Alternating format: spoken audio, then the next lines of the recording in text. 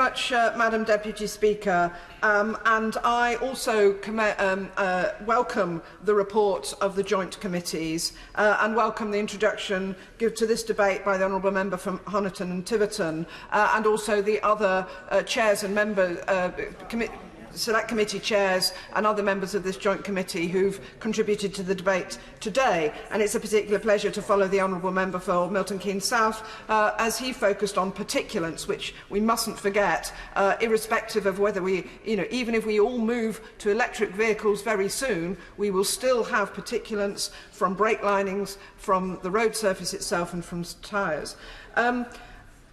I share the repeated concern of the joint committee members who've spoken today for the lack of action and serious commitment by the government on this so important issue of air quality.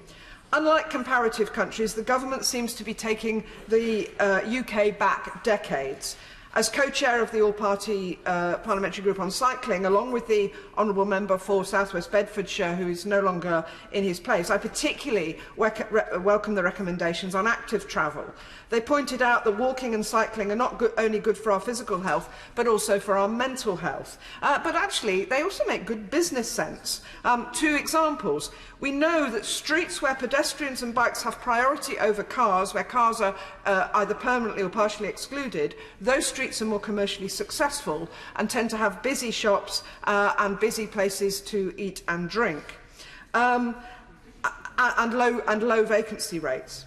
And secondly, when the East-West Supercycle Highway that goes past this building was at risk of stalling under the previous London Mayor, now the Foreign Secretary, it was a group of big city companies that pushed to re-kick-start that project because they recognised that their staff who cycled into work had lower sickness rates and were more productive at work. So they were making a clear business link for more walking and more cycling.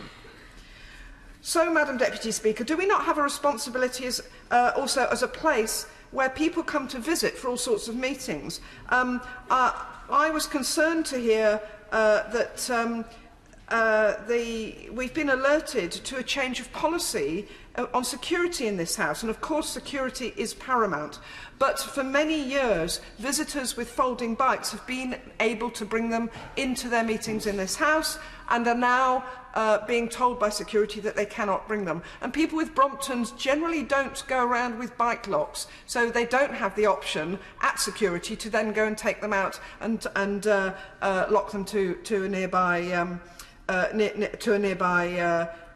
cycle rack, and that certainly concerns me. I now want to move on to my own constituency. The local air quality profile is particularly poor. We have the A4, the M4, the A316, which is the London end of the M3, all passing through our area. And our area is frequently in breach of air quality limits. Our schools are alert to this issue. St Mary's Chiswick, one of 2 schools alongside the A4 and one of 50 schools across London identified as needing an air quality audit by the London Mayor. They're now looking at a green wall on the wall against the A4 and air purifiers, but both these cost money to install and to maintain.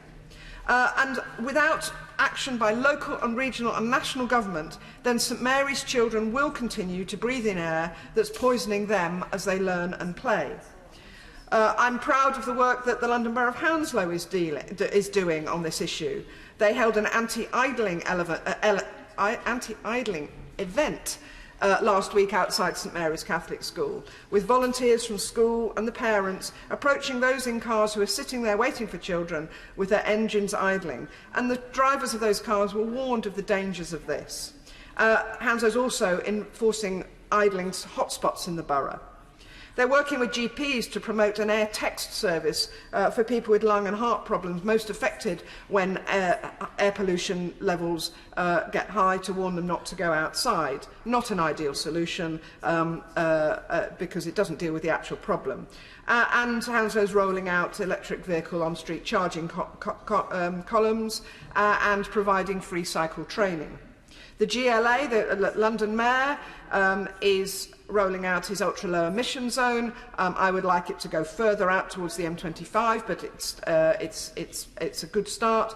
The T-charge, and Mayor Khan is also promoting low and zero emission bus fleets. But all of this is not enough without a government who actually is taking the issue seriously with real legislative action.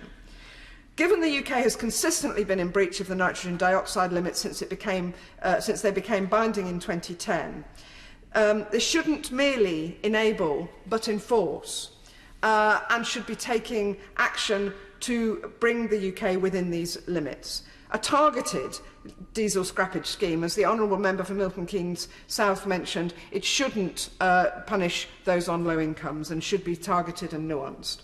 And we need a 21st century comprehensive Clean Air Act.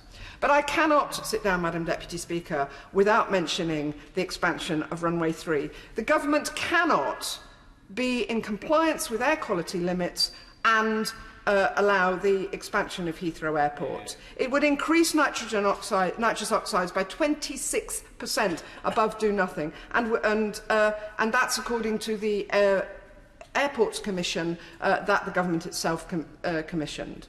The government's announcement on the draft NPS last year said that the Secretary of State said a third runway would put the UK in breach of air quality standards. But in his announcement on Monday, he said he thought it could be achieved and remain compliant.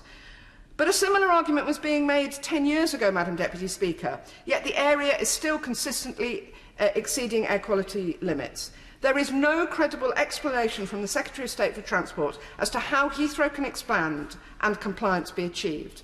And furthermore, in all the costs-benefits analysis that the Department for Transport has done, they have not monetised the health impacts on the local population. And furthermore, polluting emissions from planes, which are undoubtedly part of the mix, are seldom mentioned in policy documents. But the reality is the bulk of air pollution around Heathrow is from traffic, vehicular traffic, and a lot of that traffic is connected with the airport operations and associated business. Heathrow Airport Limited said Runway 3 could be built with 50% more passengers and doubling the amount of cargo business without any more vehicular traffic. There's no modelling to justify this incredible statement. Neither the airport nor the government are prepared to fund more transport infrastructure. Only Transport for London have done the modelling and have quite clearly demonstrated to the Transport Select Committee that Heathrow's assertion is impossible to achieve. And anyway, the new rail infrastructure that is being discussed, we've got the Crossrail coming online soon, and we are still dithering about the Western Rail Link and the Southern Rail Link. But those are needed now, with the current demands of people going in and out of Heathrow Airport to work and as passengers. Now, the government has already lost 3 legal challenges on its air quality policies, not unconnected with Heathrow. So there's a growing evidence of the ground impact of pollution from planes themselves, as I've already mentioned. So, Madam Deputy Speaker, I will conclude by saying, how is expanding Heathrow in an area of the country already consistently in breach of legal limits on air quality doing anything to stop the UK going back to becoming the dirty man of Europe? Thank you.